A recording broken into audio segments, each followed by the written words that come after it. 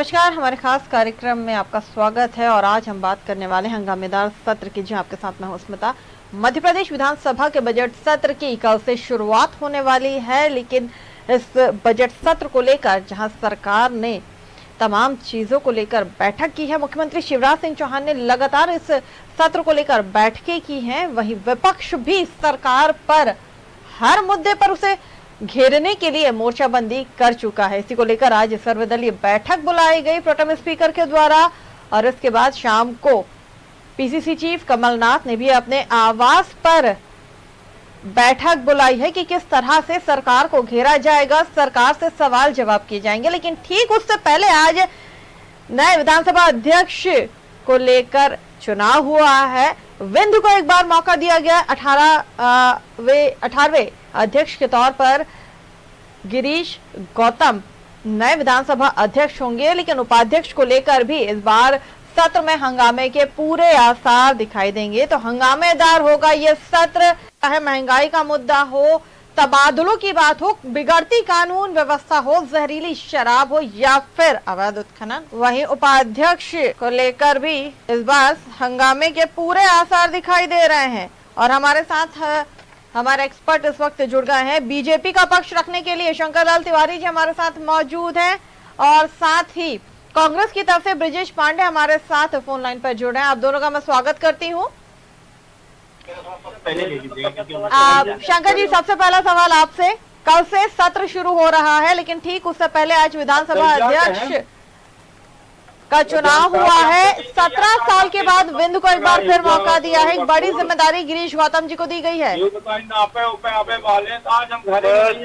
सर्वप्रथम आपके चैनल के माध्यम से और विंध्यवासियों की प्रसन्नता व्यक्त करते हुए उन्हें अभिनंदन करता हूँ, बधाई देता हूँ। वो मध्य प्रदेश के तो अध्यक्ष है, कोई अकेले मध्य प्रदेश के अध्यक्ष नहीं हुए, तो प्रदेश के विधानसभा के अध्यक्ष है। पर बिंदु को अध्यक्ष पद का काम चौथी बार मिला जी। पहले बैरिस्टर गुलशेर अहमद, फिर राम किशोर शुक्ल और फिर उसके बाद अभी श्रीनिवास जी तिवारी और अब गिरीश गौतम। और इसलिए विंध्य क्षेत्र को ये सौगात दी है मुख्यमंत्री शिवराज सिंह जी चौहान ने, माननीय अध्यक्ष महोदय वी.डी. शर्मा जी ने, संगठन ने। उसके लिए मैं पार्टी को धन्यवाद और गिरीश गौतम को शुभकामनाएं व्यक्त करता हूँ। बिल्कुल। उपाध्यक्ष को लेकर क्या कहेंगे आप शंकर जी? उपाध्यक्ष को लेकर के तो कांग्रेस वालों को उत्तर देना है। हमने तो 15 वर्ष तक पिछले शिवराज सिंह जी मुख्यमंत्री रहे, भाजपा की सरकार रही, उमा जी मुख्यमंत्री रही और आप के और भी अन्य मुख्यमंत्री बाबूलाल जी रहे, पर ऐसा कोई क्षण नहीं आया जब कांग्रेस का उपाध्यक्ष मध्य प्रदेश की विधानसभा की आसंदी को सुशोभित न करे।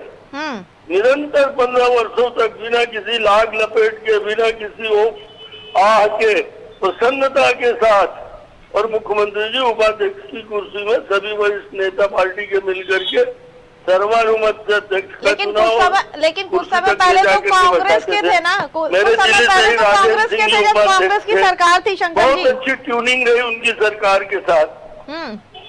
चलिए ब्रजेश जी, समझे तो कांग्रेस को विचार करना ना, कांग्रेस को लोकतंत्र से कभी कोई मतलब रहा नहीं जी। ये देश के अंदर इमरजेंसी लगाने वाली पार्टी है और उसके जनक जो थे इमरजेंसी के, उसमें कमलनाथ जी भी है।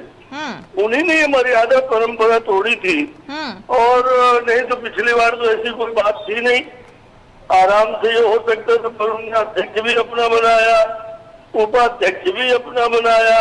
अब आज उनके पास कोई चारा नहीं है तो वो भले अध्यक्ष का सर्वानुमत से कराए, और ये तो पार्टी तय करेगी, मुख्यमंत्री जी और ब्रजेश जी कांग्रेस से हमारे साथ है। शंकर जी, ब्रजेश जी हमारे साथ जुड़े हुए हैं। ब्रजेश जी, कल से सत्र शुरू हो रहा है, हंगामेदार होने के पूरे आसार है, क्योंकि कई ऐसे मुद्दे हैं जिस पर कांग्रेस मोर्चाबंदी करेगी, सरकार की, सत्ता पक्ष की। लेकिन उपाध्यक्ष को लेकर क्या कहेंगे? उसको लेकर तो टकरार अभी से शुरू हो गई है।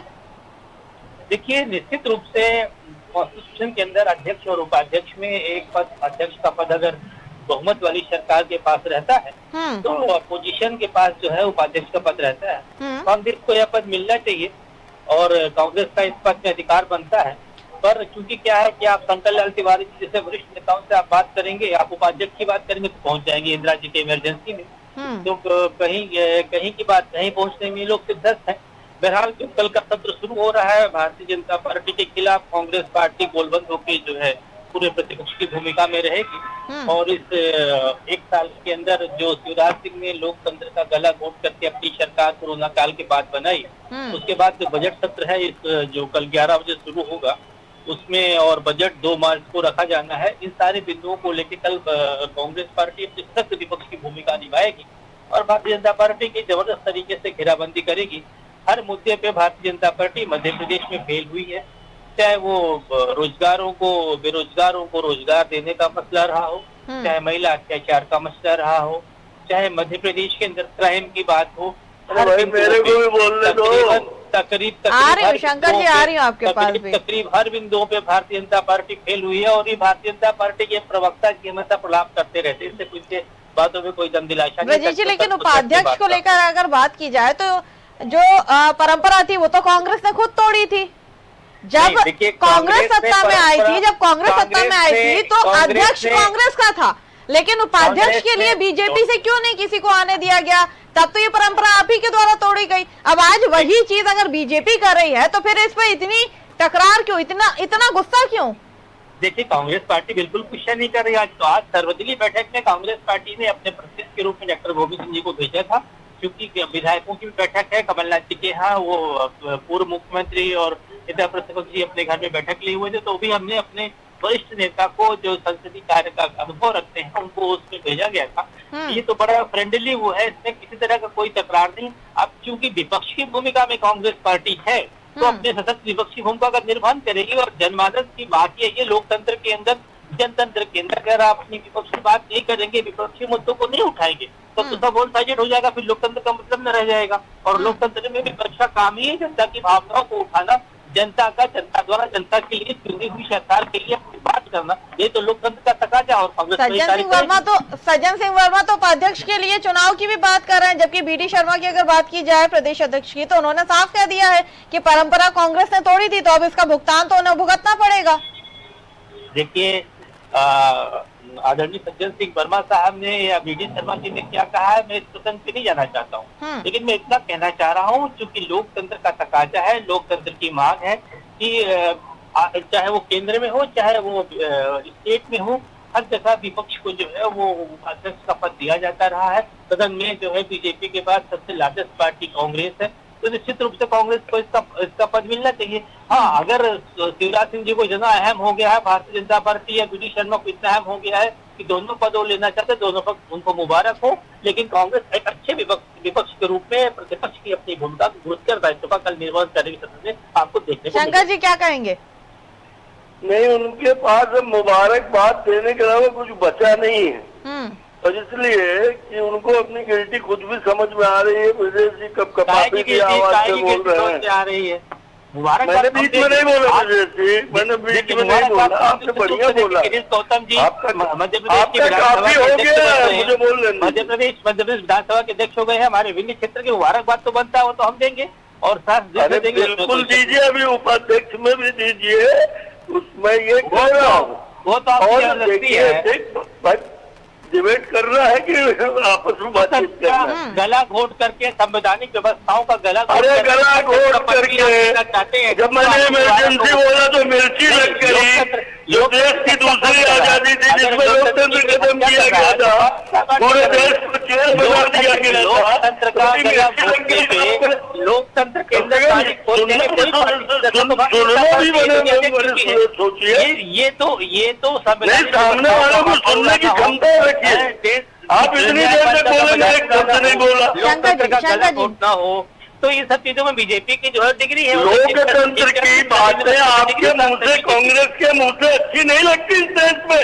आपने कभी किसी लोकतांत्रिक परंपरा को नहीं माना, आपने चुनाव आयोग को कुतक्का दिखाया, आपका नेता प्रधानमंत्री को चोर चोर कह रहा है कि किस लोकतंत्र में लिखा हुआ। आप और आपकी पार्टी हमेशा लोकतंत्र का गला घोटती ही रही है, ये कोई नई चीज थोड़ी है।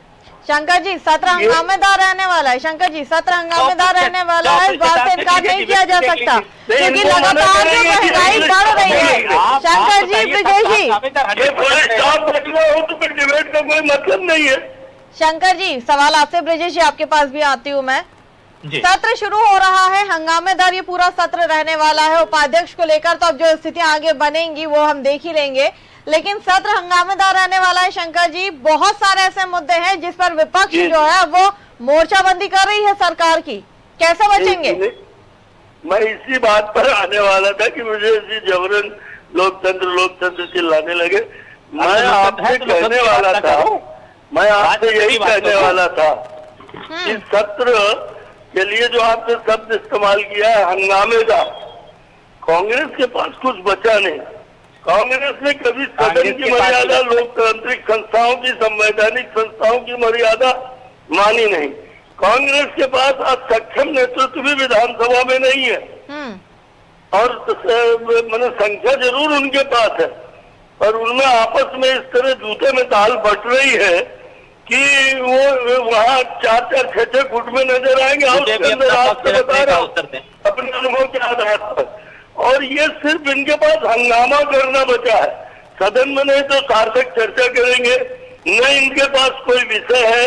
आप डिबेट में इनसे विषय तो बहुत है ना भाषण करा लीजिए।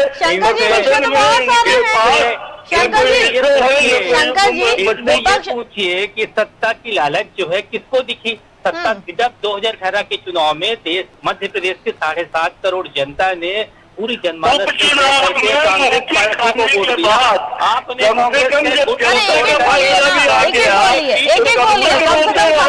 लोगों को समझ आएगा। करोगे सत्ता की लालच नहीं होती। कोई भजन मंडली चला रहा है क्या? आपको सत्ता की लालच नहीं थी? आपने एक निर्दलीय विधायक को कैबिनेट मिनिस्टर बनाया था, प्रदीप जी को, प्रदीप जायसवाल को। सत्ता की लालच नहीं थी। रमाबाई मेरी बहन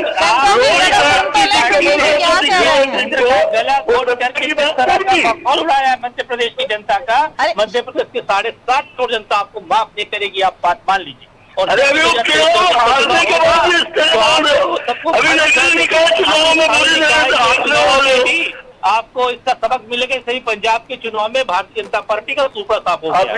अभी तो विषय है उपाध्यक्ष और अध्यक्ष शपथ। अभी तो सबक ले लो जो पिछले समय पाप किया परंपरा तोड़ने का, उसका सबक ले लो। अभी विधानसभा के अध्यक्ष और उपाध्यक्ष के पद का चुनाव, इसलिए आपको चुनाव सबक मिलता है।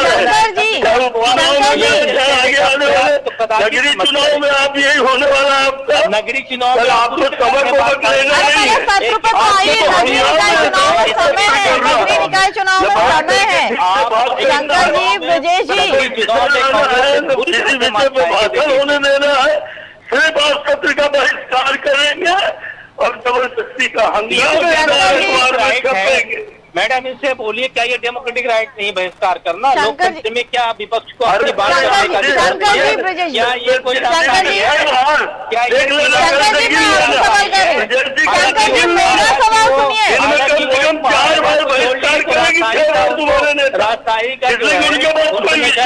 होगा? तो ये कोई काम नहीं, उनको अनुभव नहीं है। लोकतांत्रिक व्यवस्थाओं के द्वारा चुना हुआ केंद्र या विधायक की बात रखता है। विपक्ष का काम है विरोध करना, विपक्ष विरोध करेगा, हर मुद्दों पे घेराबंदी करेगा, सदन का विरोध पढ़े लिखे सदन के नियम कानून से और सार्थक पैसों का स्वागत है। मैं 15 साल विधायक रहा, यमुना देवी जी के अलावा मैं तरस किया विधानसभा में किसी कांग्रेसी नेता का। राकेश चौधरी जी को भी छोड़ देता हूँ। सार्थक बात करना और उनका बात चर्चा करना, सिर्फ हंगामा ही कर सकते हो आप। आपके पास सब कुछ बचा भी नहीं और देखने वाला भी नहीं। इस बात का आपको ध्यान रखना चाहिए। शंकर जी, ब्रिजेश जी, सबसे पहले तो आप दोनों से मैं यही अनुरोध करूंगी कि एक एक करके बोले, क्योंकि हम यहाँ पर सिर्फ चर्चा करना चाहते हैं। मुझे क्षमा करिए, बातें पहुँचे, जनता तक पहुँचे, मेरा ये अनुरोध आप दोनों से है। शंकर जी, अब सवाल मेरा आपसे है, हंगामेदार सत्र क्यों नहीं हो सकता? आप मुझे बताइए। आप कह रहे हैं विपक्ष के पास मुद्दा नहीं है, कई ऐसे मुद्दे, बढ़ती महंगाई को लेकर लगातार जनता परेशान हो रही है, किसान परेशान हो रहा है, कानून व्यवस्था ऐसी हो चली है आज के एक बच्ची के साथ दुष्कर्म होता है, मात्र छेड़छाड़ का मामला दर्ज होता है, जब मीडिया में उस मुद्दे को उठाया जाता है तब जाकर धाराएं बढ़ाई जाती हैं, रोजगार के लिए लोग परेशान हो रहे हैं। तो कैसे नहीं हंगामेदार हो सकता है ये सत्र और कैसे सरकार बचेगी? देखिए, कांग्रेस अगर जिम्मेदारी से काम करना चाहे सदन में और जो मुद्दे आपने ये गिनाए हैं, इन मुद्दों को ला करके सार्थक बहस करे, अपने सुझाव दे, सरकार को इसमें जनता के सामने कटघरे में खड़ा करे या सरकार को बाध्य करे कि इन सब कामों में सरकार आगे बढ़े, ये होगा सदन का सही उपयोग। पर वहाँ ये नहीं करेंगे। आपको भी अनुभव है, आप भोपाल में ही हैं कि सदन के अंदर ये सिर्फ बाइकाट खेलेंगे और अपने गुटों में बच जाएंगे और गुटों में बच करके कोई कुछ बोलेगा, कोई कुछ बोलेगा और नहीं तो ये सार्थक बहस जी, इन तमाम मुद्दों पर सार्थक बहस के लिए तैयार होगी विपक्ष मुझसे, या फिर बाइकाट हमेशा देखने को मिलेगा, बहिष्कार जो देखने को मिलता है वो मिलेगा? बहुत अहम मुद्दे हैं ये। मुझसे सवाल है ना जी मैम, देखिए बहुत अच्छी बात आपने की है, बहुत ही जेन्युइन क्वेश्चन है। देखिए, हम आपसे ये आग्रह कर रहे हैं विनम्रता पूर्वक कि हमारे वरिष्ठ भाजपा के जो प्रवक्ता जी बैठे हुए हैं, ये भली बात जानते हैं, विधायक रहे हैं, ये अच्छे से समझते हैं विधायकी की अंदर की सदन की कार्यवाही के बारे में जानते हैं। पर चूंकि मुझे भारत सरकार के 14 मंत्रालयों की राष्ट्रीय सलाहकार सदस्य बनने का यूपीए सरकार में मौका मिला, तो मुझे भी चीजों का अनुभव है, इसलिए मैं अपने अनुभव के अनुसार ये बता सकता हूँ कि कभी भी देखिए ऐसा है कि निंदक नीरे राखिए आंगन कुटी छवाए। आप अपने समालोचकों की हत्या करना मत कीजिए। आज इसके अंदर एक हवा चल चुकी थी कि पत्रकार अगर खिलाफ कुछ लिखते हैं, बोल देते हैं, उसके खिलाफ राष्ट्रों का मुकदमा कायम हो जाता है। तो आप अगर सकारात्मक रूप से चाहते हैं, सदन में आ जाइए, सदन में बोलने पर कोई मुकदमा कायम नहीं होता। मैं इनके बीच में नहीं बोला। शंकर जी सुन लीजिए ना, ब्रजेशी बात रख रहा है ना अपनी, सुन तो लीजिए वो कह के आ रहे हैं। सकारात्मक रूप से जो है सदन के अंदर भारतीय जनता पार्टी के खिलाफ कांग्रेस पार्टी अपने मुद्दों की बात करेगी। और सबसे बड़ी बात यह है कि जनता से जुड़ा मुद्दा कांग्रेस पार्टी का मुद्दा होगा। बढ़ती हुई महंगाई, आप देखिए आज पेट्रोल 100 रुपए, डीजल 100 रुपए के पार जा चुका है, एलपीजी गैस, गृहिणियों का उनका पूरा बजट बिगड़ चुका है, केरोसिन ऑयल, सब चीजों के दाम लगातार बढ़ रहे हैं। बहुत सारे बिंदु हैं। जैसे आपने एक बात कहा कि मध्य प्रदेश जो है करप्शन के मामले में नहीं, मध्य प्रदेश क्राइम के मामले में भी नंबर 1 होता जा रहा है। तो इन सारे बिंदुओं को लेकर जो घेराबंदी करेगा कांग्रेस, वो बड़ा जोरदार ढंग से आपको देखने को मिलेगा कल से। और दूसरी महत्वपूर्ण बात यह कि गुटों में अगर कोई बटा है तो वो सिर्फ भारतीय पार्टी बटी है। और उसी का परिणाम है कि आज जब गिरीश गौतम जी अध्यक्ष के लिए उनका नॉमिनेशन फाइल हुआ तो केदार शुक्ला जी जो सीधी के वो विधायक है, मेरे साथ अभी एक डिबेट में बैठे हुए थे, एक चैनल की डिबेट में, उन्होंने उनकी नाराजगी साफ और उनके स्वर साफ तरीके से दिखाई पड़ रही थी कि मैं 5 बार का जीता विधायक हूँ, पार्टी ने मेरी कार्यों का मूल्यांकन नहीं किया। तो ये कहीं ना कहीं गुट और खेमेबाजी करानी भारतीय जनता पार्टी में और इन सबसे हट कर मैं इतना कहना चाह रहा हूँ कि दोनों ही पार्टियों को सदन की गरिमा का ध्यान रखते हुए जनता के हितों के मुद्दों को, मानवीय संवेदनाओं को पारदर्शी ढंग से सदन के अंदर रखना चाहिए, तभी एक ठोस लोकतांत्रिक प्रक्रिया इस पूरे प्रदेश के अंदर कायम होकर के सामने आए। शंकर जी क्या कहेंगे इस पर? देखिए होता क्या है, क्योंकि अवैध खनन को लेकर भी लगातार बातें उठ रही हैं, तबादले को लेकर भी लगातार उठ रही है और ये वही सारे मुद्दे हैं जब आप लोगों ने भी उठाए थे। और दलों की तैयारी से चलती है और वो तैयारी मुझे कांग्रेस की नहीं दिखी। मैं तो स्वागत करूंगा कि अगर कांग्रेस वहाँ सही में मुद्दों पर अच्छी तकरीर करे, अच्छे सुझाव ला करके दे, जो जनता को भी दिखे और सरकार भी उसमें आगे बढ़े। और सरकार यदि कुछ कर रही है, अगर आप इस भाव से विधानसभा में बैठोगे, ये सरकार तो बिल्कुल बेकार है, जब तक हम न बैठ जाएंगे मुख्यमंत्री की कुर्सी में तो फिर सार्थक बहस नहीं होगी। मेरा अनुभव था कि सदन में बैठते नहीं आधे टाइम के बाद आधे विधायक, ये सच है कि इसमें दोनों पक्षों की स्थिति ये रहती, पर इसके बावजूद विधानसभा में सार्थक बहस के लिए ही सदन है और जनहित के मुद्दों को उठाने के लिए ही सदन है। वो चाहे सत्तारूढ़ दल का विधायक हो चाहे विपक्ष का, अगर ये गंभीरता से विषय उठाते हैं, बाइकाट नहीं खेलते। और इसके तो अलावा आप लोगों ने भी करा था जब आप लोग विपक्ष में थे, तब ये तमाम मुद्दे आप ही लोगों ने उठाए थे। तबादला नीति हो गई, अवैध उत्खनन हो गया, कानून व्यवस्था हो गई, इन तमाम चीजों पर आप लोगों ने भी हंगामा किया था सदन में। मुद्दों की मैं बात नहीं कर रहा, मैं तो कह रहा जो भी मुद्दे हैं इनको उठाने की पूर्ण स्वतंत्रता ये उठाए, पर उन मुद्दों में अगर कुछ नहीं है, डाटा फिक्स है मामला, सिर्फ भाषणबाजी और बयानबाजी के लिए सीमित है मुद्दे, तो निश्चित रूप से उन मुद्दों पर वहाँ ये सिर्फ हंगामा चीख चिल्लाहट ही करते हैं। ये पूर्व का अनुभव रहा है। क्या कहना चाहते हैं? महंगाई नहीं बढ़ रही है? शंकर जी, आप ये कहना चाहते हैं कि महंगाई नहीं बढ़ रही है, पेट्रोल डीजल रसोई गैस के दाम नहीं बढ़ रहे हैं, आम जनता के लिए कोई महंगाई की बात नहीं है, कानून व्यवस्था दुरुस्त चल रही है, अवैध खनन कहीं नहीं हो रहा है, अब ये तमाम चीजें कहना चाहते हैं क्या? अगर इन मुद्दों को उठाकर विपक्ष ने मोर्चाबंदी की तो ये सारे मुद्दे जो है वो निराधार हैं? ऐसा नहीं कह रहा हूं मैं। महंगाई की बातें या अन्य जो बातें आप कह रहे हैं, मेरा कहना है कि इन सब बातों को करते समय कोरोना काल का 4 महीने का लॉकडाउन, सारे देश के अंदर रेलगाड़ियां नहीं चली, 4 व्हील के चक्के नहीं चले, बसें नहीं चली, कारखाने नहीं चले, छोटा सब्जी बेचने वाला भी रोजगार से मोहताज रहा, इसलिए कि जीवन बचाना था लोगों का। अब धीरे धीरे उठ करके हम खड़े हो रहे हैं। मैं इनसे अगर पूछूं कि बीमा का कमलनाथ जी ने 2900 करोड़ रुपए क्यों नहीं जमा किया था? 2200 करोड़ रुपए किसानों की किस्त का। आज आपने बिजली के मामले में कुछ समाचार आए हैं, बिजली का सरकार का बिल इनके कार्यकाल का 15 महीने का 15,000 करोड़ रुपए का बकाया है।